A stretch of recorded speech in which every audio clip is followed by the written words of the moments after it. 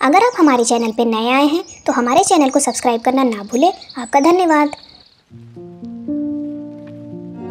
कहानी सुनो, जुबानी सुनो। दोस्तों, आप सभी का स्वागत है कहानी सुनो के आज के एपिसोड में।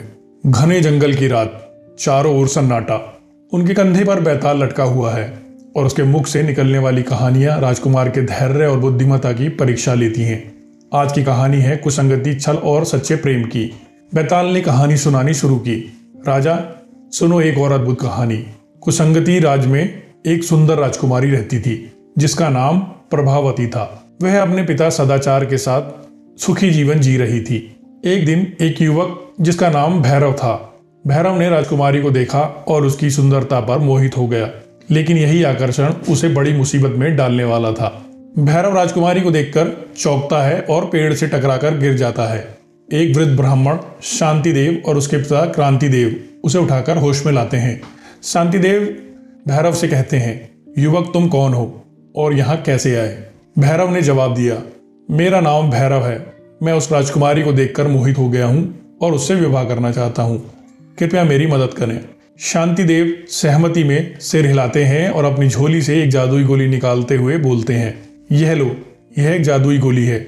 इसे भूमि में दबाने से तुम युवती का रूप ले सकते हो, लेकिन ध्यान रखना इसका सही इस्तेमाल करना। भैरव उस गोली को जमीन में दबाने के बाद युवती का रूप ले लेता है। फिर उसके बाद शांतिदेव उसको लेकर राजा के महल में पहुंचते हैं और राजा से कहते हैं, यह मेरी बहू है और कुछ समय के लिए मैं बाहर जा रहा हूं। मैं इसको आपकी शरण में छोड़ के जाना चाहता हूं ताकि यह यहाँ पर सुरक्षित रहे। राजा शांतिदेव के प्रस्ताव को स्वीकार करते हुए युवती बने भैरव को अपनी बेटी प्रभावती के पास रखने के लिए तैयार हो जाता है। वह प्रभावती के पास उसकी सहेली बनकर रहने लगता है। धीरे धीरे वह राजकुमारी से गंधर्व विवाह कर लेता है, लेकिन मंत्री का बेटा उसे देख लेता है और उसे मन ही मन चाहने लगता है और उसे पाने की ठान लेता है। मंत्री का बेटा अपने पिता से कहता है, पिताजी मुझे वह युवती चाहिए, कृपया राजा से बात कीजिए। मंत्री राजा के पास जाकर अपने बेटे का दिल का हाल सुनाते हैं। फिर राजा सोचते हुए युवती से बात करने का निर्णय लेते हैं। राजा भैरव को जो युवती बना हुआ होता है उसको बुलाते हैं, लेकिन भैरव घबराकर महल से भाग जाता है। शांतिदेव और क्रांतिदेव महल में आते हैं और राजा से मिलकर अपनी बहू के बारे में पूछते हैं। राजा शर्मिंदा होकर बताते हैं कि वह गायब हो चुकी है। इस पर शांतिदेव नाराज होते हैं। राजा शांतिदेव से कहते हैं, इस गलती का प्रायश्चित मैं अपनी बेटी प्रभावती का विवाह आपके बेटे से करवाकर करूंगा। शांतिदेव के बेटे क्रांतिदेव और प्रभावती का विवाह हो जाता है। भैरव को जब यह पता चलता है तो भैरव महल में वापस आता है और दावा करता है कि प्रभावती उसकी पत्नी है, क्योंकि उसने पहले उससे गंधर्व विवाह किया था।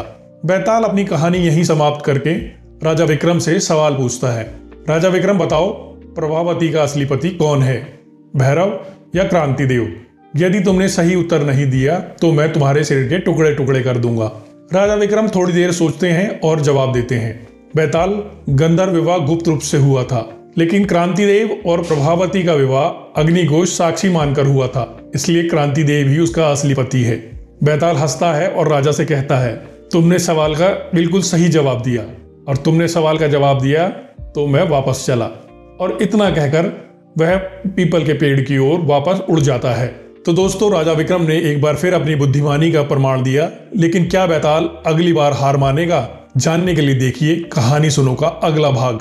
और इसी तरह की दिलचस्प कहानियां जानने के लिए हमारे चैनल को जरूर सब्सक्राइब करें। आपका धन्यवाद।